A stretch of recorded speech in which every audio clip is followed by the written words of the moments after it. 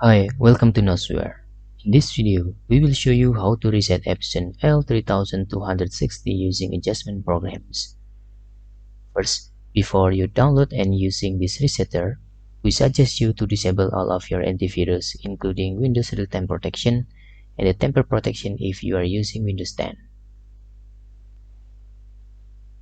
After that, you can download these resetter or adjustment programs. The link on the description of this video.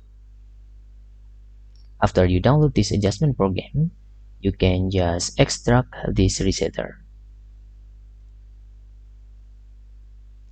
Then, in here, open the adjustment programs. Please select L3260, and for the part you can using just auto selection. Click OK. Select particular adjustment mode and choose was impact counter and click OK. In here, please click on main pad counter option and the flatten pad counter. Then click check button. After that, you can click initialize button. If you encounter error in here, you can repeat this step and make sure your printer is connected and on your computer.